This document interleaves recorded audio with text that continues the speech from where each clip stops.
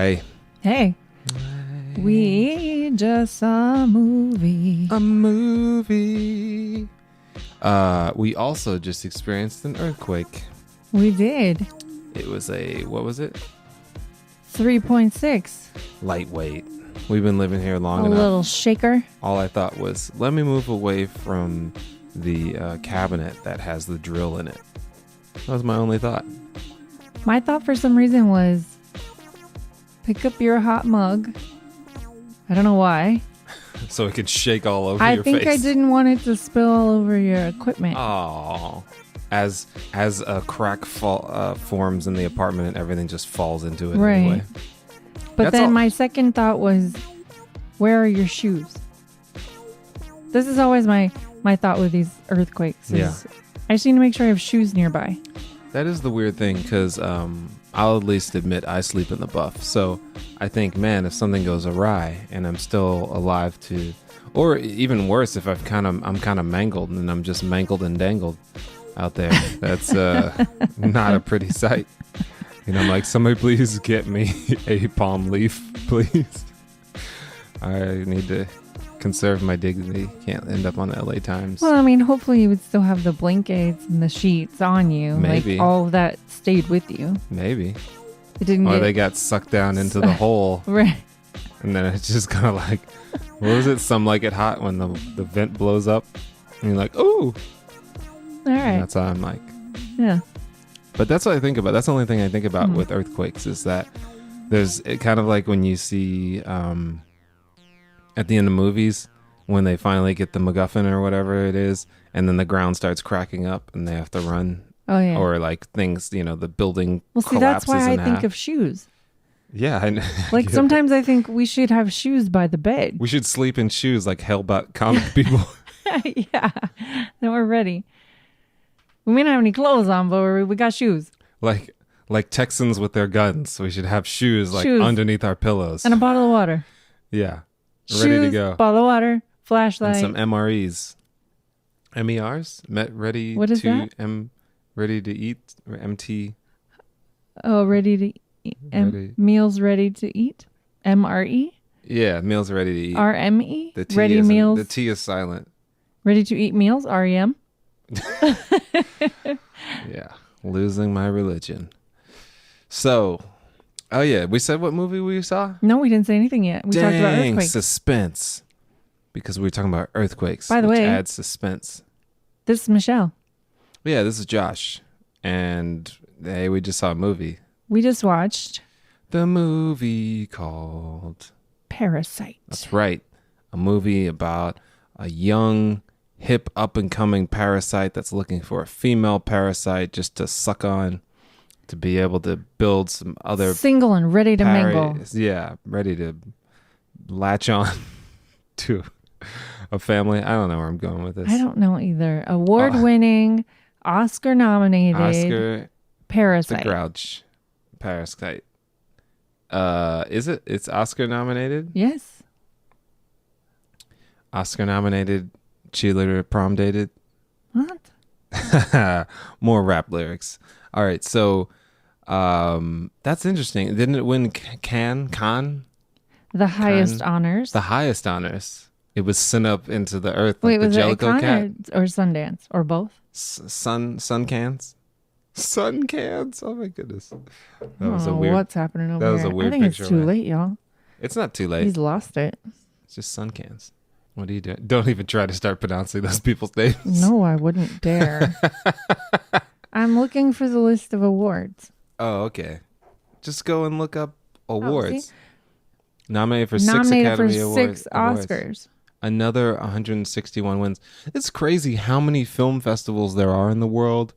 Because I see films that don't have, quote unquote, the best awards, but they're like, you know, the Tuscaloosa Film Award for something.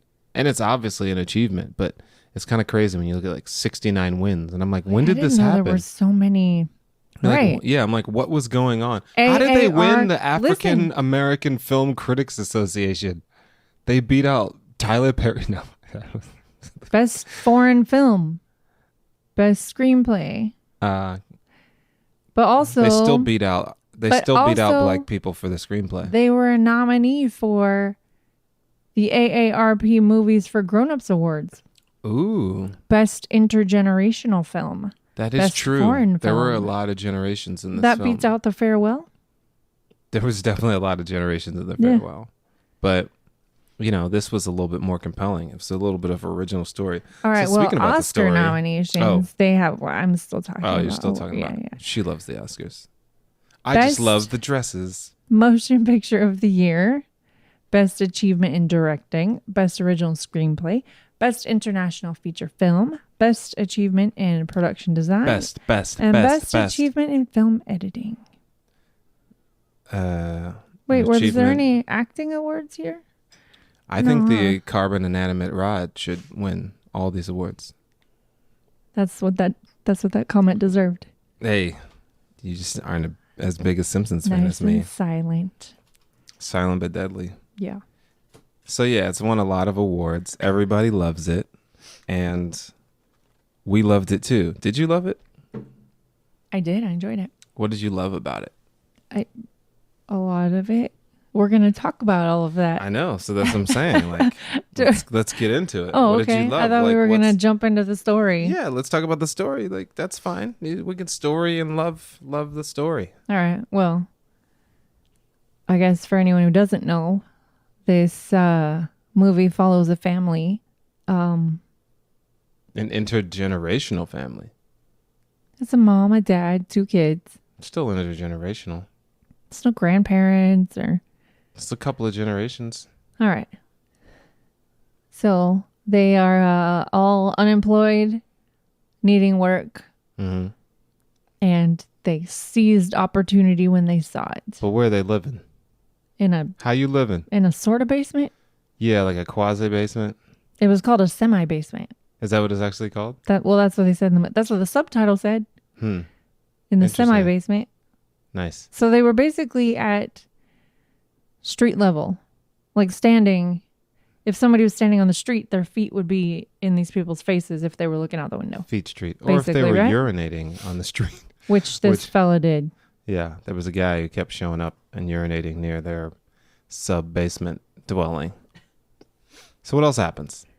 All right, so they take a job. The son takes a job tutoring a rich family's daughter. But how does he get the job? His buddy through hookups. That's how you get work. That's this whole movie is hookups. That's right. Not like hookups. Like hookups. But, you know, your friend hooks you up with a gig. Like when your friend works at Popeyes and then says, I'll get you a job at Popeyes. And then they just vouch for you. And you don't even have to do anything. This movie has so many vouchers. Vouchers all over the place. So then what happens? All right. So the son gets a job as an English tutor. Mm-hmm. Then he figures out that there's another child in the family and he gets his sister a job. Well, pretending that it's not his sister, like his cousin's friend or something. Right. Gets his sister a job as the art therapy for the son. Then the sister gets the dad a job as the family driver. And then the dad gets the mom a job as the family housekeeper. Mind you, all of these positions were filled. Well, except for the art therapy. Right. That was just made up. Yeah. There were people who had all these jobs before they came along. So the son's buddy recommended him for that job, but they orchestrated the demise of the current driver. Mm-hmm. And the housekeeper. They didn't get them killed. They just got them fired. Right. Business demise. So when this movie started, what did you think was going to happen? Okay. So all I had heard about this movie was that it was a family that infiltrates another family's home. Oh, you heard more than I did. And takes over. But I just knew it was like a rich family and I didn't really know. I thought maybe either they like bling ringed, like they just robbed them. Yeah. Or they like squatted in the house, like just kind of took over and was like, this is our house now. And then like I don't know what I'm the house occupant now. right, right. And then just took over the house. I don't know what I thought they were gonna do with the family. I think they were gonna kidnap them, is what I was kind of picturing. So this was definitely not anything I was expecting. So that's the first turn of events and twist. So yeah, they get the jobs, but it was just funny how the son gets it, and he's he's actually smart. Like he can he knows this. He doesn't have a degree or anything like that. So his sister fakes a degree using Photoshop, but he knows how to teach. He knows how to teach, and so but the sister is like the master con. And so then she comes in and she's like super stern with the mom, super stern with the kid. And the mom's like, so the brother gets it first. I like how she's like, the mom says, I want to be in the room on the first tutor. And so he wins her over, through that. And he seemed a little bit nervous. But then when the sister comes in, she goes, I need to be alone with the son. And she's like, and she's like, leave us. He's a genius. That sister just embodied the spirit of an artist, kind of like what you just picture artists being like. Right. Or art critics. Or teachers, like very stoic, all dressed in black, just makes statements, really. Right. Just a bunch of statements. Right. And then you're just kind of like, oh, okay. Wow, you sound like a genius. You definitely know what you're talking about. So yeah, do whatever you say. So she's playing that card, and then she even says like, she's like, I just Googled it and then made up the rest of the stuff about art therapy and whatnot. But the funny thing is that the son had a traumatic event when he was in first grade. Yeah, first grade. And so he saw a ghost, and so.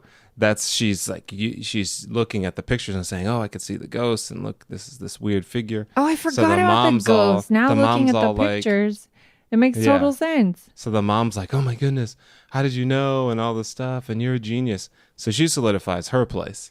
And then the dad, comes in. Uh-huh. Then the dad comes in, and the daughter, for some reason, takes off her underwear in the car. She's getting a ride home after doing the first art therapy session.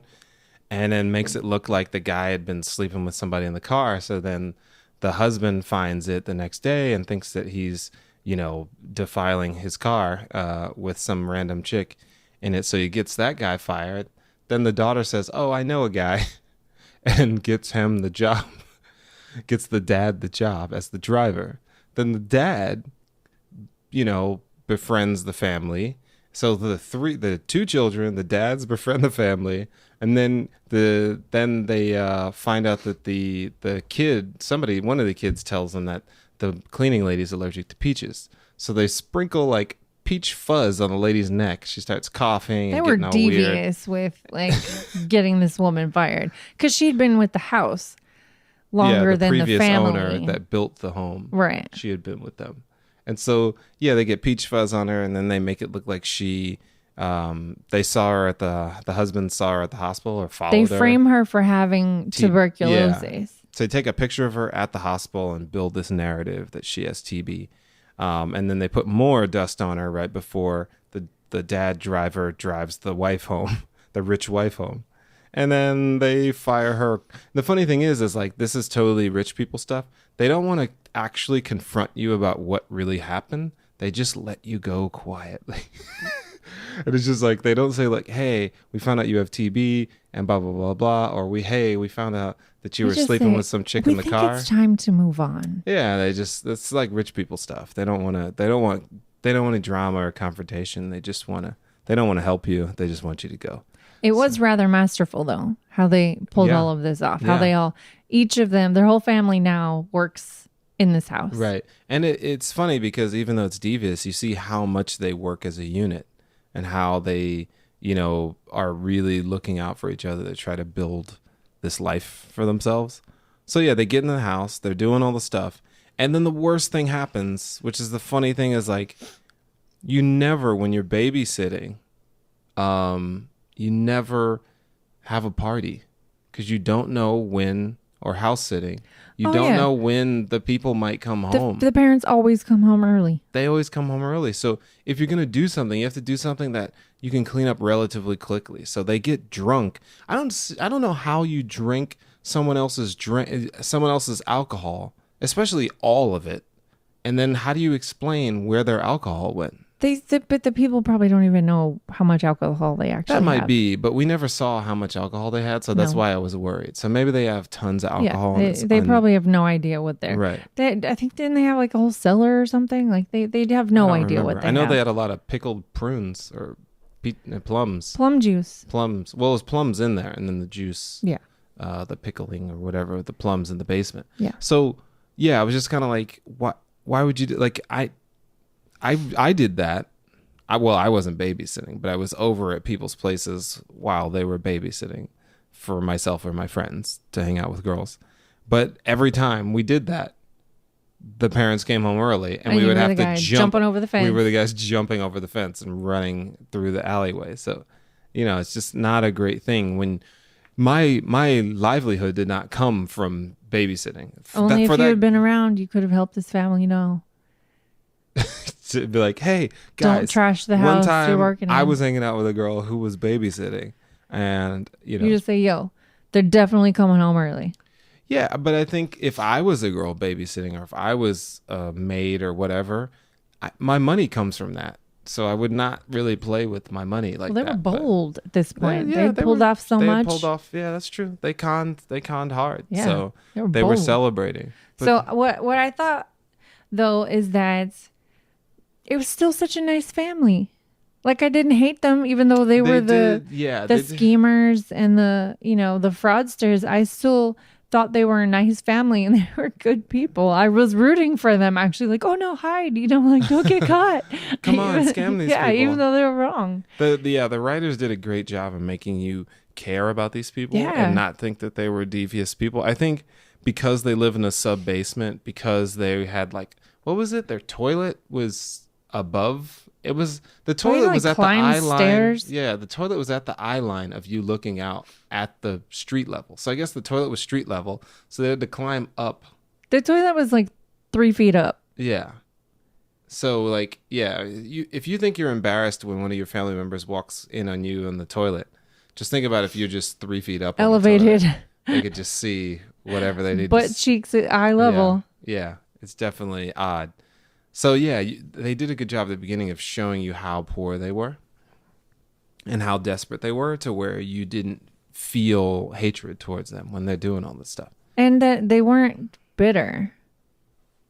They weren't bitter people. They were still just like looking for opportunities and wanted to work. Right. At least they wanted to work. They didn't just rob the family. Right. So that's one good thing. But yeah, so they're having this party, essentially. We did it. We're in this fancy house, blah, blah, blah, blah. And then the old housekeeper shows up. This is the twist. Yeah. Because she starts ringing. So she's been fired. She's been gone about a week now or something. And she looked devastated. Yeah. Obviously. What did you think when you saw her face on the screen? When she was like, she kept ringing the doorbell, and then I thought she'd gone crazy. Yeah. I thought she'd gone crazy and she was coming back to seek revenge on the new housekeeper. I was sitting in my seat like, yo, do not open that door. Yeah, this is definitely one of those yell at the screen. If the house catches on fire, just burn to death, because she's going to stab you in the face. She's coming for you. Right. That's what I thought. She looked pretty creepy on that screen. Yeah, her face was all busted. And she was like, yeah. Her face was busted. Why was her face busted? Yeah, I don't really know. Her husband even asked her and she was like, I'll tell you later. Or it was like, she just blew it off. She never told us. Well, no, yeah, we don't know what happened to her face. She never told us. We just know she went away and then she came back with a busted face. Yeah. Maybe it was for that banana she had. So she comes to the door. So they let her in. And they let her in. I don't know why. They couldn't hear us silently screaming, "Don't open the door." Yeah, so they open up the door. I guess the movie would have. I mean, yeah, nothing. It's kind of like when you say like, why did they do that? I'm like, well, you need a story to continue. So Like this movie was interesting enough up until this point, right? yeah, Like like it was if interesting, like all the different ways they were pulling off this right. scam or whatever. Like If how it would they, have been more about pulling off the scam, I would have been fine with it. yeah, it was interesting. It was great. And then did we say the family was gone for the weekend? That's why they Yeah, were well, throwing we a party? said, yeah, Okay, we were doing the babysitting thing. We Okay, didn't yeah. specifically say, yeah, the son The had a family birthday. went camping. Camping birthday because the kid loves American Indians. So that's the funny thing. Yeah, that was The funny interesting. thing that was interesting is like how other cultures are portrayed, misinformed by other cultures, misinformation about the like. So Right. you have indigenous people, Native Americans. I don't know which term works for each person that might be listening. But you have that group of people and their actual real story. Then you have the story that's made up by Europeans and enforced by, gunslinger cowboy films. And then you have those things go to Korea, and then people see that, and then they think that that's history. And that's how Native American people acted. So the kid was really obsessed with like teepees and tomahawks. And Yeah, the little boy was things running like that. around shooting bows and arrows and Yeah. dressed up like with the headdress and Right. the moccasins and stuff. Yeah. And he was obsessed. So, they go off to the thing, and that's why they're alone in the house. But yeah, the lady comes in, and then does she immediately just start running downstairs? she was very calm about it. She just walked down the stairs and then they waited for her. She said she left Oh, something right. downstairs and so she was waiting. Wait.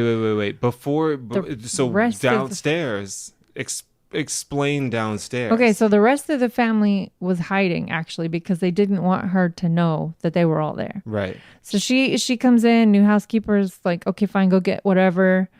But she's taking forever. So then she goes down to check. Wait. But you're not explaining downstairs. So Downstairs there's is like just a basement. No. There's glass. There's a glass like all the way up the wall to wall. Things in like glass cases.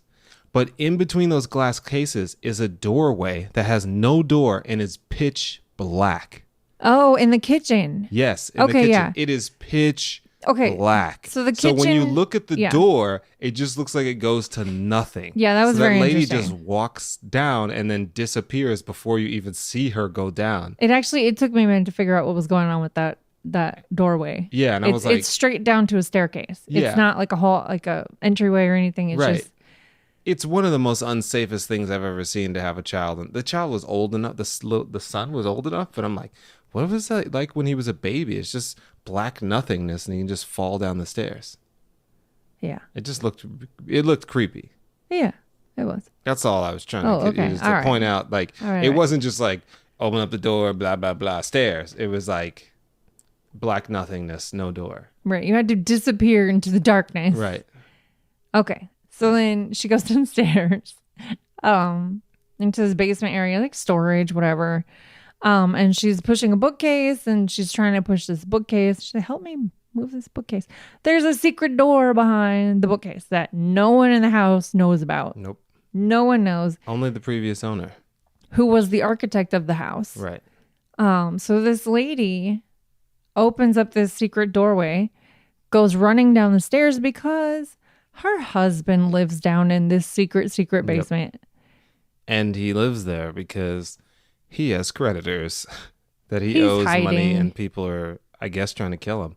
Because why would you live in a basement where you can't really leave unless someone's trying to kill you?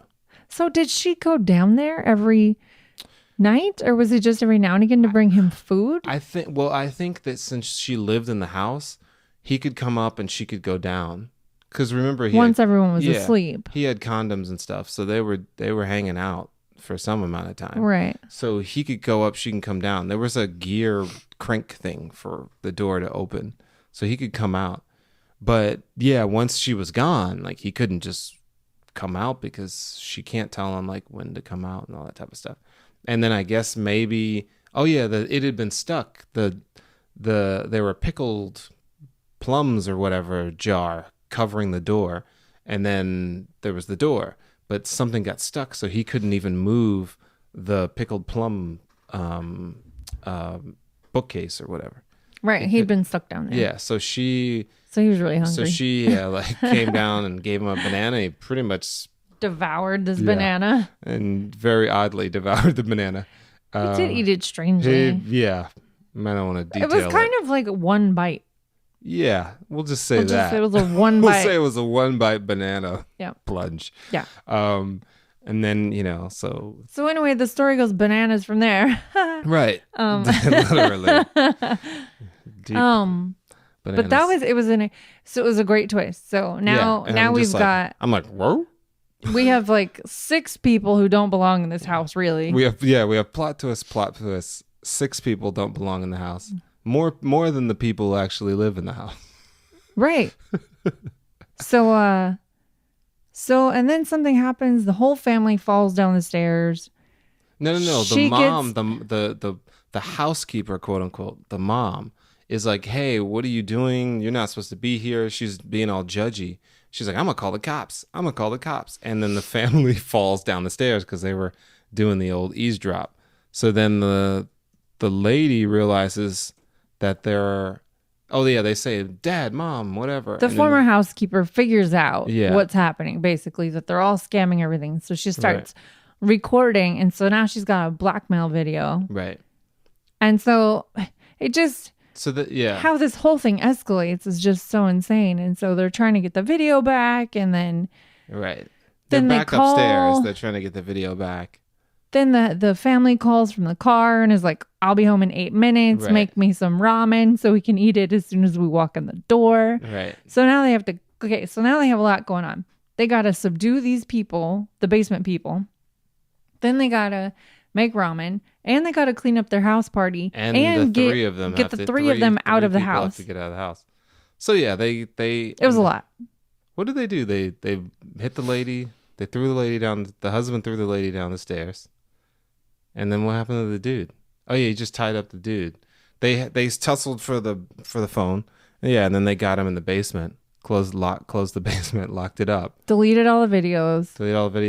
Threw all the trash and everything under the bed, under the table. But then the 3 of them couldn't get out. They're stuck in the house, under the table in the mom's living making room. ramen. Right. Family's stuck under the table. Right. After the running around in the basement or whatever, they're all sweaty and stink. Then the son wants to go camp outside. So then the parents sleep on the couch right next to the family. The family's stinking. And the guy's like, it smells like the family. Oh, it was sad when he was talking about... That was what set this guy off. It was the classism. The rich father was talking about how Mr. Kim, the driver now, the dad of the poor family, how he has a smell, and he smells like Subway people, and he smells like rotten old radish. And so the dad's under the table listening to all this. And his family's hearing all of it too. So, now he's just humiliated, and I think you could see he felt bad. Yeah. I think it's interesting because it's I don't know, it's not really subtle, but when you think about all the things, like we're talking about 2 different classes here, and the classes have to interact. And then these people have a lot, the other people don't. And it's not like the rich people are being mean to them, but it's just kind of not great when you have to interact with rich people and you see how, far off you are from an easy life. And then you talk about all of this sub stuff. So they have less than. They live halfway underground. And then the other couple, the husband lives underground. And then the rich husband is saying that the people who live in the sub basement smell like Subway people who ride the subway. So that's another sub. It's like you're just underground. It's like everybody is underground, and everybody's like is kind of less than, except for this rich family, which is above and well above ground. It's funny too because I mentioned the sneaky family. Sneaky family. The sneaky family, the sub basement family. we were rooting for them. They seemed like nice people, just trying to make it, I guess. Right. But also on the flip, usually in these kinds of movies, the rich family, they're all a bunch of jerks and Yeah. you want to hate them. Right. But this family was nice too. Like I was Right. rooting for everybody. Sort of. I mean, I wasn't really rooting for... You weren't rooting for the basement people. I was not rooting for them, but... You were like, no, I want them to die. But the sub-basement people, or the quasi-basement people, we have 3 layers. We have above-ground people. Well, there's the basement people, and there's the sub-basement. sub-basement people, and then there's Okay. the rich family. But the Yeah. rich family was nice too. And there was Yeah. even a whole conversation about that in the movie.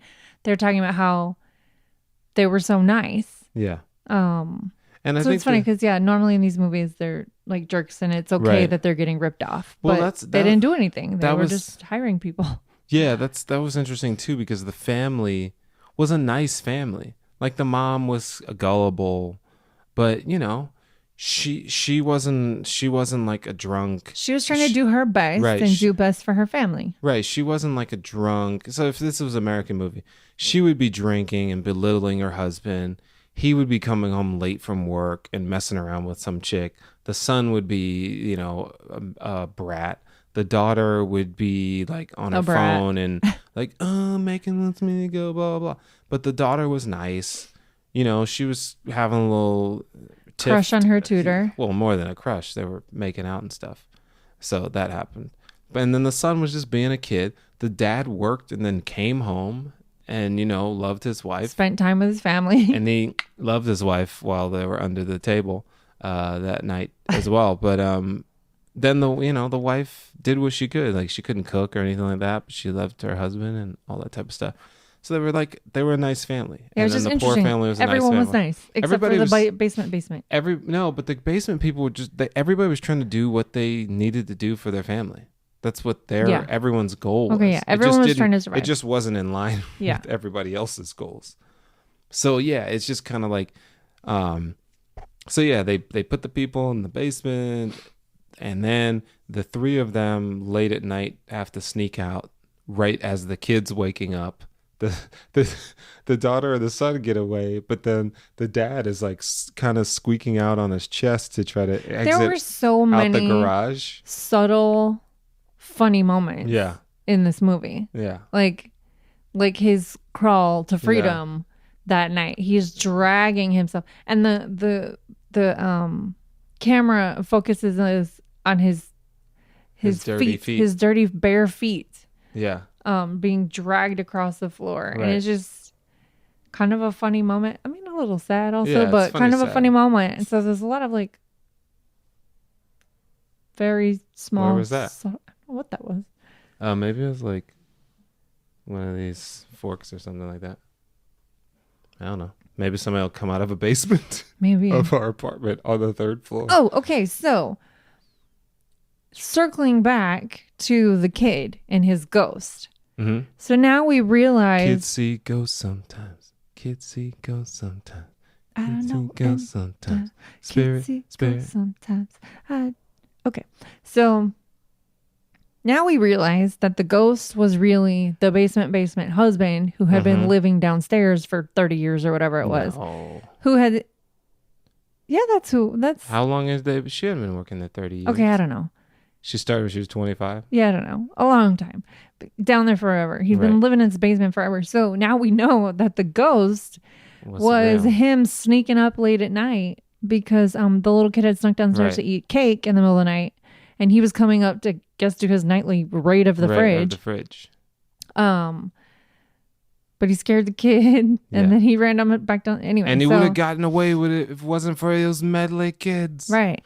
So So now we know. ghosts aren't real. It's always a person in your basement. But yeah, it's always a guy in your basement. So if you bet, If there's remember, okay, if you don't take anything away from this podcast, take this.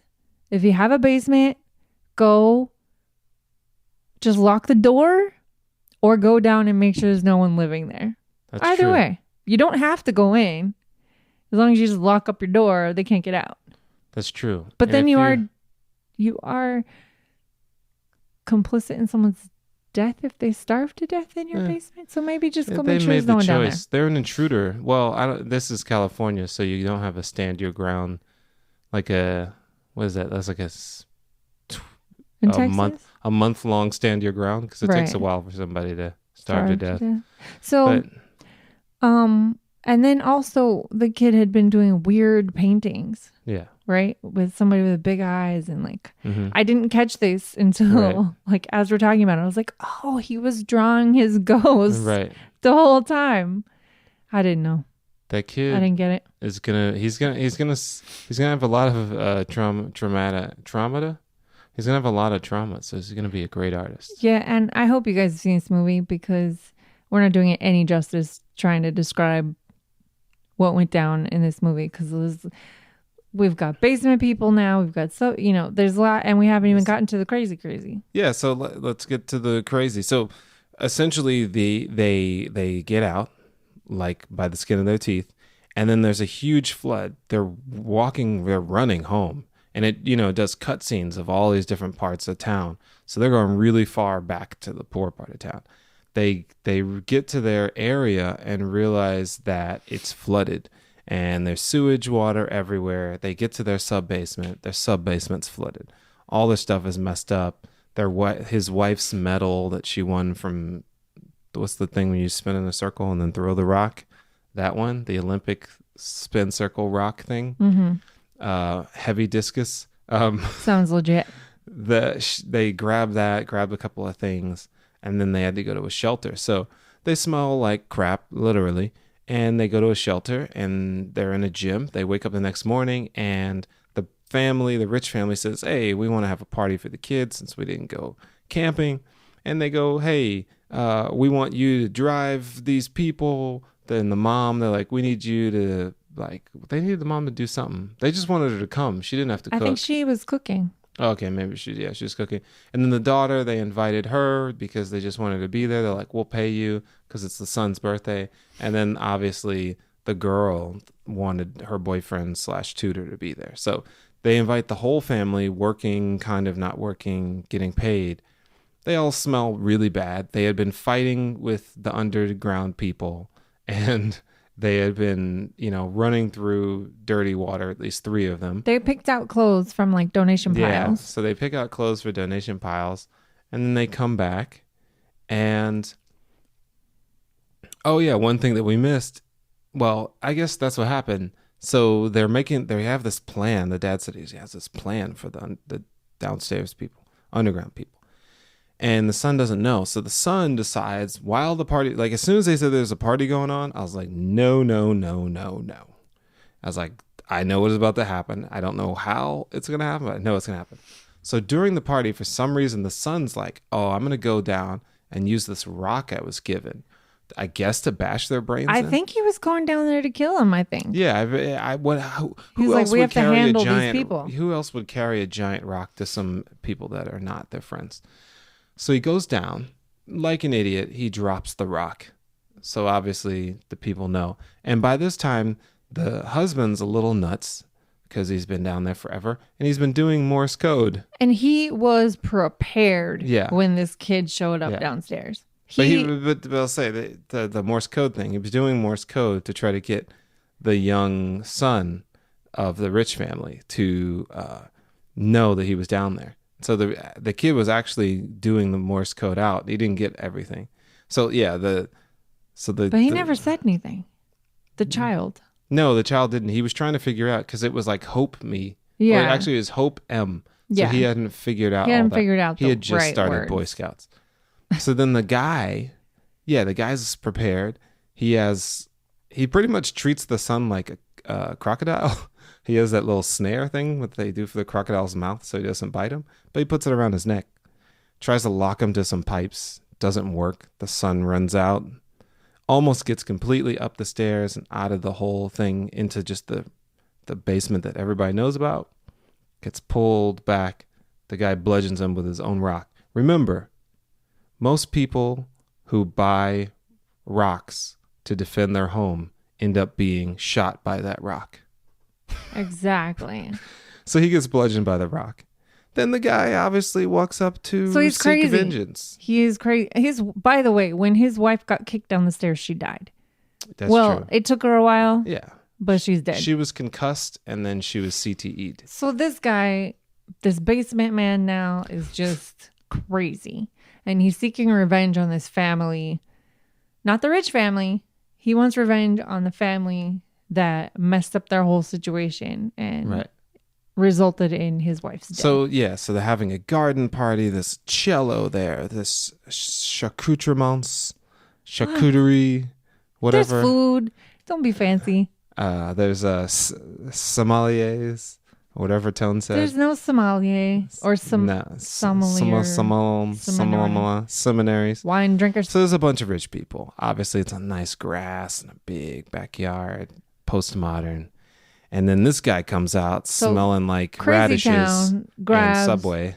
Crazy Town grabs a butcher knife from the kitchen and just runs out and stabs the daughter. He tried to stab the dad, didn't he? No, he ran straight for the daughter who was holding the little boy's birthday cake. Oh, yeah. And he just stabs her in the heart. Mm-hmm. And then her dad jumps Rich out. dad. Oh, yeah, rich dad. They both jump out. And so he goes to his daughter's aid. Right. Yeah, I guess the poor dad goes to the daughter, and then the rich dad comes out because he's trying to attack the guy with the knife. Yeah. But then, the little boy passes out, has a seizure. So now they're trying to get him to the hospital. He saw that ghost again. His ghost, yeah. So now they're trying to get him to the hospital. Crazy Town's got his knife. And now he's going after the mom. The poor mom. Stabbing her. Dad's trying to... He's not stabbing. He's like slicing. Yeah. Which is, I feel like, is worse. Dad's trying to stop the bleeding of his kid on the lawn.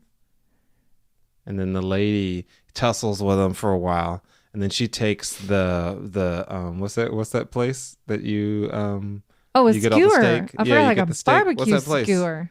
The Brazilian steakhouse place. Yeah, Yeah, she takes one of those skewers and skewers with the meat this on guy. it, Yeah. right in the side, like through all of his entrails and whatnot. And then the dad takes sub-basement dad. Yeah, the scam dad. There's a lot of dads. Yeah. And men. So rich dad leans down to grab his car keys that have fallen under basement crazy guy. Yeah. And when he grabs his keys, he makes that stinky face, like you smelled something awful. Yeah. So then our dad, our family dad. That's your dad, not my dad. The dad we're following, the sub-basement dad, Mr. Kim, is triggered, to use a current terminology. He's triggered, grabs the butcher knife, and then stabs rich dad. Rich dad, poor dad. He seemed like he was in a rage. Like he he blinked, like he didn't know what he like, had my done. Wife, yeah. Like he blacked blacked stabs out. And then he kind of like does the squint. And he's just kind of like, yeah. ugh. He seemed like he blacked out, and then he thought very quickly. Then he ran. Yeah. And all the party goes are gone. Nobody helped.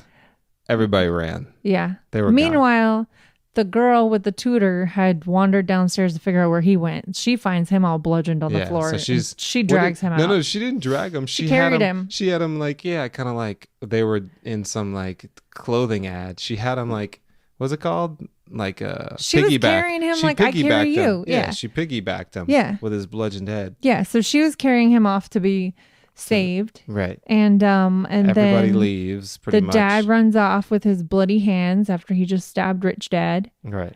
And the mix of everything, he gets away, and then he escapes back to the basement. Yeah. Of the house. But they didn't tell us that for a while. No, we didn't know. We just know that the son he woke up from a coma and he's being asked questions by the police and tell him like, do you know your rights? And he just laughs. And they said that's a now he has a mental condition. That's not an aftershock. That's what happens sometimes when you have brain surgery. You wake up and you just start laughing. So now he just laughs randomly. Yeah. And but he gets better. I think he still laughs. Yeah, but he gets better. Yeah. Like he at least can like write notes. So yeah, the son doesn't know where his dad is. The cops keep asking them, they're tailing them. And then the mom the son goes up to a mountain to look at the house every once in a while to see like what's happening with the house. And then he notices that once again, there's Morse code happening with the light bulb. And then he starts looking at the Morse code and he realizes it's his dad. His dad slinked into the basement and is living there trying to figure out what to do. Yeah. And the daughter's dead. Yeah, the daughter's dead. That's what I was going to say. The daughter died. She was the casualty of war from this family. So, okay. Well, that was a lot in that movie. That was a lot. We didn't barely cover any of it. There was a lot of dads. mean, we yammered a lot about what happened, but we didn't do that any justice. Here's the question. The overall theme of the movie, do you think that a theme was like what happens with greed, or like the repercussions of greed, or was it kind of just showing us families surviving, or what's the takeaway? What's the takeaway? I think there's a lot of takeaways. I think it's, like I said, it's just everybody's trying to survive and do the thing that they know to do. I think the other thing is,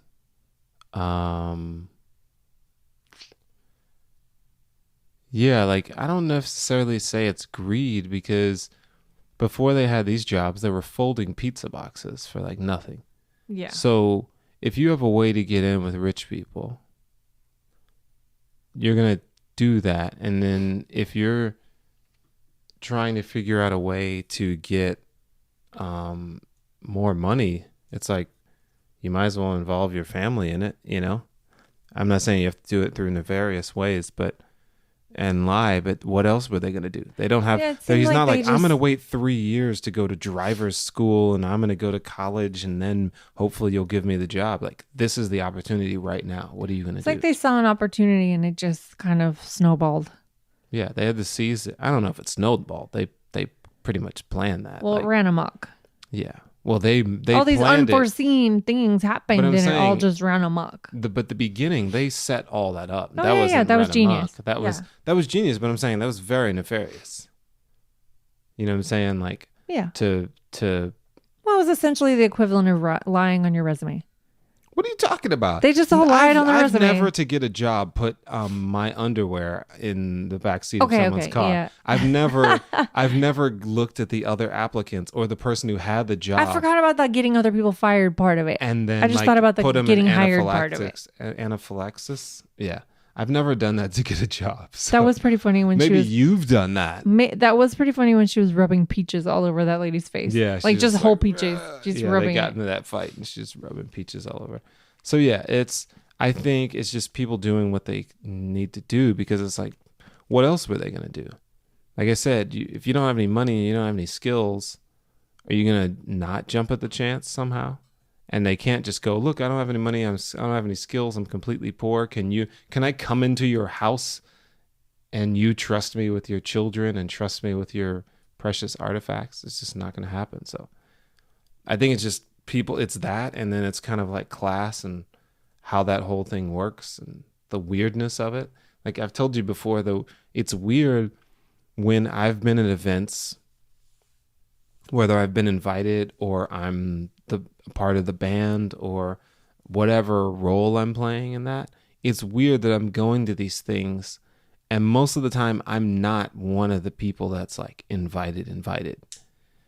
And I think about like the people who are quote unquote on the low end of that, who are like servers and, all that type of stuff, and these people are treating them, kind of like they're not that significant.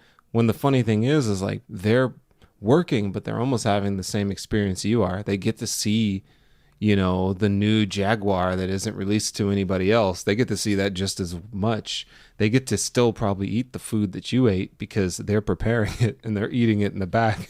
They do. I've worked events. That's what we do. So yeah, it's like you're not experiencing the best of it, but you're still experiencing it. So it's, and to be clear, you're not saying that all rich people think less of people. Okay. Like, I think we're relatively rich as Americans and just as people in America. Like, we're not rich, but, I'm saying, like, compared to some other people, like, we're doing pretty good. And I don't ever think, like, look at me, I'm amazing, and you're not. It's just kind of like, it's just the position we're in. I just think it's just really that is always interesting to me when like you have this poor family that gets to inhabit the space with this rich family, and the rich family and the poor family have to kind of put up with each other, even though the rich family did all the work to get all that done. The poor family still benefits from it, you know? It's just an interesting thing. So like this kind of class and how people see themselves as being super special when in some ways you're not. Like you're still because that could go both ways too. Like where the rich dad was talking about the poorer dad about his smell and the subway people and all that. Like that could be the other way. I don't know what the scenario would be, but the rich dad could overhear a poor dad talking about like, oh, he's a nice guy, but have you noticed whatever? Like he's always picky about the way his fork is set right. Like he's so particular and making fun of him, and it kind of goes both ways. Like everybody does this, right? So it's kind of just, we just see it. This instance, we see it kind of one way, and it's also more acceptable, really. Like socially, it's more acceptable in movies and things like that to make fun of the rich people. Right. It's not okay for rich people to make fun of the poor people. Yeah, I don't think he was making fun of them though. He was just pointing out a thing that he felt like. If someone smells you, like you can't, it's just. But that was enough that it made that guy feel bad. That's what I'm trying to get at. Like we all have comments that if the person was in the room, it would make that person feel bad, even if it's just our opinion. Yeah. Oh yeah. One thing that I thought is that it was nothing like Us, but it kind of had an Us vibe. Because we had to deal with it's like all that basement and the different classes and whatever, and like people just trying to get by and people wanting to be on the upside and not in the basement area. It's just that kind of like wanting to live where they're not. Right, wanting to be where they aren't, and we're gonna be here and get you out, and those type of things. So it kind of reminded me a little bit of Us, but like not really a ton. Yeah, it did remind me of that scene in Us when they went to the Elizabeth Moss's house, that character, because that house was like a postmodern, all glass. It was like glass, yeah. And they had that big old fight in there. So it was, those are the two things that I kind of thought. I was like, oh, it's kind of Us-y in a way. It's like a story about glass. So we want to talk about basements. Cast? We don't know any of these people. Yeah, and I'm not about the same. But they were all names. great. Yeah, they were all super believable. I didn't feel weird about any of them. The only one I felt weird about was the rich daughter. She had this kind of almost like Robert De Niro, like, "What you talking to me?" Like always, her lip was kind of like. So it was just kind of funny, kind of frowny, like the fish in SpongeBob. That kind of like kind of bottom lip is turned up, and then the frown kind of look. So when she would make jumped those right faces, in with her like crush on this guy. Hey, you guys shoot your shot. Which, come on, man. His buddy had told him, I'm entrusting her to you because when I get back from studying abroad, I'm going to ask her to be my girlfriend. Hey, move and your he was meat. Like, yeah. You lose your seat. Thank you for giving me a job, and also I'm going to steal your girl. Yeah. He wasn't coming back. Maybe not. And anyway, she could have ended up dating some other person. Like, he's going to be away at school.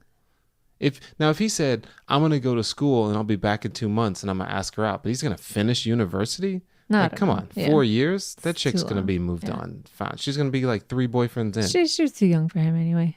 Yeah, it was kind of weird when they kissed. I was like, how old are you guys? Like, what's the age difference? We don't know the age difference if he was like just out. Yeah, maybe he was 19, she was 17. I don't know. So here's something interesting when I Googled. This is the same director as Snowpiercer. Oh, this is way better than Snowpiercer. Yes. And Snowpiercer did have some twists. Mr. Kim. Mm-hmm. The poor dad, as you've been saying. Rich dad, poor dad. Or the semi-basement dad. was in Snowpiercer as well. Ah, this And guy's like a Tarantino guy. He's yes, hiring people multiple times. and the character, the architect who built the house for this movie, Uh-huh. the fake architect, his name was, All right, let's hear it. oh, I didn't write it down. Yeah, it's probably for the best. Well, anyway, the name of the architect who built the house this movie was set in was the character's name in Snowpiercer. It was the same name. Ah, respect the architect. Interesting. I don't think he played an architect in the other movie. I don't think it's the same guy, character, but he had the same name. So I'm wondering if the director brought that over. It would make sense since he had something to do with both films. Yeah. Seems like a thing he would do. Old director guy. All right. Who was your favorite character? I thought the son was cool, but the daughter just she was just so she was so laser focused on her con that I liked her a lot. But the son just seemed kind of chill, and he seemed a little bit conflicted because he started actually really liking that girl. Because when they were drunk, they were talking about how, oh, this is going to be your wife and we're going to be in-laws. But then they were realizing that they had already introduced themselves as not related to that dude. So they couldn't actually reap any of the benefits of being in-laws to that rich family. So I like the kid, but the son, but the daughter, the con daughter, sub-basement con daughter. We don't remember cool. anyone's names. She was just, because she was just, she came in and had that art therapy. Yeah, that was down. pretty good. So I loved the mom, the rich mom. you like the rich mom? She was just so naive and just wanted I loved everything. her responses when she was like She the was underwear. so dramatic. Oh, that was the funny thing. The underwear. Remember she put the glove on? She put a glove on and then she gasped and put the glove to her face. Yeah, after touching the underwear. Touching the underwear. I just loved her. She was over the top, but she was just trying to do right by her family and keep her husband happy and keep the kids happy. And right. I loved it. Yeah, she was cool. Now I'm like, oh, but the poor mom was good too. Yeah, she was fine. Yeah. I liked her. She stabbed someone with a skewer. Like she was a fighter. Yeah, she was. Oh, yeah, she was scrappy. She was the real fighter. Yeah. Everybody else was like, what do we do? Here's the other thing. Is the kids are the ones that started this whole con, right? This whole thing kicked off with the son. Yeah. And then the daughter.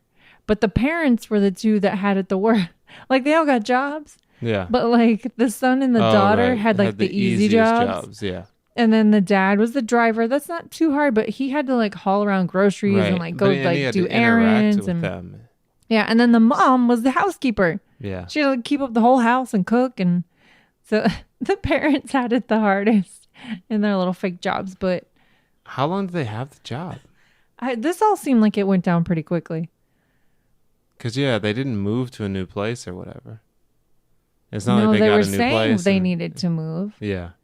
I was wondering too, like after their whole place flooded, like hopefully they were putting their money in the bank and it wasn't all just in their house in a box floating down the street when it flooded. That was horrible when the sewage was just spraying out of that 3-foot high toilet. Yeah, it was pretty funny though. Yeah. She just sat on top of the toilet with her foot. Nope. Not me. Smoking a cigarette. I wouldn't even went in that house. Once they told me there was sewage water, I'd be like, I'll just wait at the stairs. Oh, that poor dad's face trying to collect anything. Yeah, it was like up to his neck. Oh, that was sad. Sewage water. You have any cuts on your body? Which the son cut himself. I'm surprised he didn't get... I think the son cut himself on the window. He's trying to close it. He sliced his finger. I didn't catch that. Yeah. But I'm like, nope, not me. No sewage water for me. Can't do it. No, sir. So. No, sirree, Bob. It's a good movie. Yes. The twists and turns. It was very much like a wooden roller coaster. It was 2 hours and 12 minutes. And I'll say I didn't feel it. I didn't feel the length of the movie until the very end. Yeah. It kept going and I thought, okay, This is starting to feel a little bit long now. Mm, But it did it gave a good wrap up. right. Like I think maybe the very end of it was a little bit long, but it was, I wouldn't say there was like a whole bunch of unnecessary stuff. I just wish maybe they had done it a little quicker. Yeah. But then, which we didn't say, to end it was really interesting. The kid made a pact to his dad, and I guess he was going to Morse code back with a light, like Emperor of the Sun or something like that, and tell his dad, like, hey, I'm going to make a lot of money, and then I'm going to buy this house, and then you'll be able to come out of the basement. So, yeah, that's a nice, that was an we're interesting... left with a nice hope for this. I mean, it's not going to happen. None of it's going to happen. You're like, yeah, whatever. It's not going to happen. That's not happening. But that was the hope. That's what we were left with this kid's hope. The funny thing is they showed him buying the house. I was like, oh, snap, he did it. But then I was thinking, how does a felon, not saying that, but I don't know, maybe South Korea is different than the United States. But in the United States, I'm like, how does a felon get to go to college and then run a business and make a lot of money and then like buy a house like that? I know it happens. He wasn't a felon. But he was just given probation. I don't think he was like convicted of anything. You still get convicted of something when you get probation. Oh. Yeah. You still get convicted of something. Hmm. Yeah, because they said it. It was like, yeah, I don't remember. There was a couple of charges, but It's murder like wasn't on there. No, no murder. No murder. Like trespassing. Yeah, and conning, whatever that fraud. is. Fraud. Yeah, fraud. Yeah, a couple of different things. So he said he was going to do that. And to me, I thought that was cool because most indie movies, I think this is an indie movie, doesn't end like that. It would have ended where he got stabbed, he stabbed the dude, he ran off, and then the cops were looking for him, and then it just like fades to black, and we're like, well, what happened? Or he's in the basement and it fades to black, and you're like, what happened? And it leaves you with no kind of like slight idea of maybe what would happen in the future. So I thought it was cool, even though it was almost like the spinning top in Inception. You're just like, is he gonna get out? Is he gonna get out? Is he gonna die in that basement? Right. What's going to happen? Is he going to keep eating the German people's food? Uh-oh. Was that another earthquake? No. Or was that the elevator? I didn't feel anything. Oh. Maybe I'm just That was having... you. Maybe my brain's vibrating. You just realized it's 1 a.m. I just realized what time it was. Oh. So yeah, the movie was crazy. It's going to be... probably... It might be on DVD now. We're kind of late to it. We wanted to see it a long time ago, but we didn't get to it. We got caught up in a bunch of other stuff. I hope it wins some Oscars. Good luck to you, Parasite crew. I hope you win some stuff. I finally, seeing the movie, understand why it's called Parasite. Yep. Yeah. Subtitles. Don't be afraid of subtitles, people. Yeah, I think the thing is for Americans, we're afraid of subtitles, but somebody said that, like, just because you're afraid of reading, you miss out on so many great films. Well, what were we watching that? He said it. The director, when he won. Oh, that was him. Yeah. Okay. So that was the thing. Yeah. But it was a Golden Globe, I think. We've watched a couple of movies that our friends have turned us on to, and they were really good, and they were subtitles. I think it's just, when you don't really know what you're getting into and it's subtitles, it's kind of tough. But just think about if you only ate for breakfast, you only had cereal. And you were like, oh, I don't want to go into like any other territory. And it's like, there's so many other ways to have breakfast. There's Spanish breakfast, and there's like pancakes, and there's, it's like all these different like flavors of different things you can have for breakfast. There's steak and eggs. So I think when you're watching films, to be able to say like, oh, maybe let me branch out past, the rom-com, the Marvel movie, and the occasional Juno type indie film. And see, like, maybe there's a Russian film that's really funny or really scary or really witty, or a rom-com Russian film where it's just like a different take. I don't think this film could have been made by anybody in the United States. It just seems like it would have gone a totally different route. Like I was saying, the kids, no one would have liked any of the characters. They would have all been super horrible people, and you wouldn't have cared for any of them. But I had sympathy and respect and understanding, and I cared about each one of the characters, which I can't say for a lot of movies I've seen lately where I can say I cared about each of the characters, and they were all like complexly weird. And well, at least the people stealing and killing were weird. but I still loved all of them. I love all my parasitic children equally. Yes. We love all you parasites. That's right. My little parasite monsters. Anything else? I think that's it. Guys, it's been fantastic. I hope you're sticking with us and you're loving us because we love you. Give us your feedback. Yeah. We're still working this out. We're still Yeah. figuring out how this podcast is going to go, what this is going to be. We just saw a movie.com. Hey, we just saw a movie at Gmail. Hey, we just saw a movie Instagram. Something really dumb for Twitter because they wouldn't let us put hey. Yeah. We just saw a movie. I don't remember what it is. So give us some feedback. We're still working this out. We're trying to figure things out. You may have Stay noticed. with us. we if you like it, let us know. If you don't like certain things, let us know. We'll try to tweak it to what we feel like we care about or what you're saying. But, we want to have fun, but we also want you guys to have fun listening to it wherever you are. In your car, in the shower. Yeah, we're not doing this just for us. We would be talking about this anyway. Yeah, so we're doing this for you because we care. And on that note, Bye-bye. bye.